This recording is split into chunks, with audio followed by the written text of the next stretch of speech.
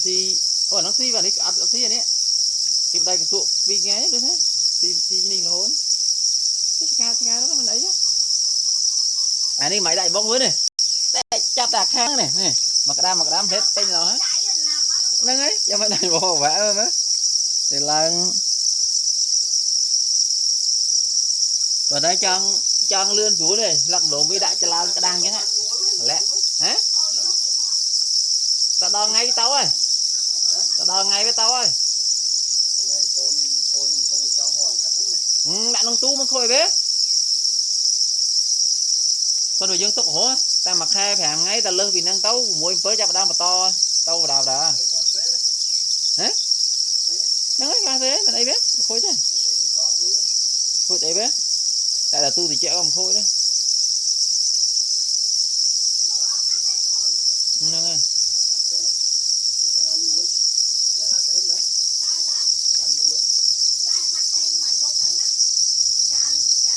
tôi thay khôi đã có đâu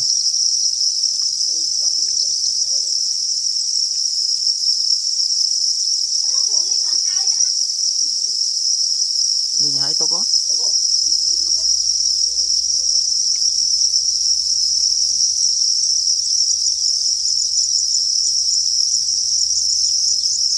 ba này vô thúng ạ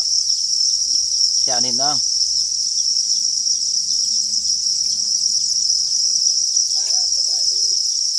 lục phu tọ xiêm à nhưng mò bàn tí cái tao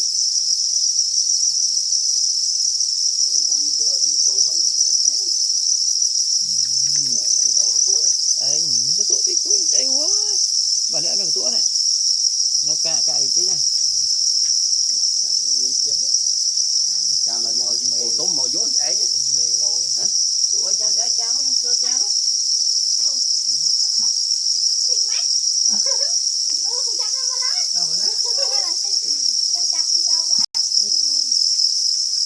bảy quất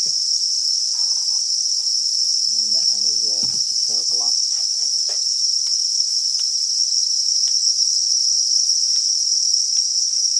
đây là lái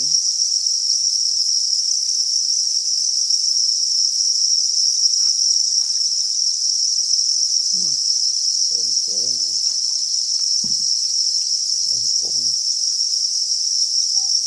đấy mua chở đấy muốn mua tính tớt nữa đây một bàn này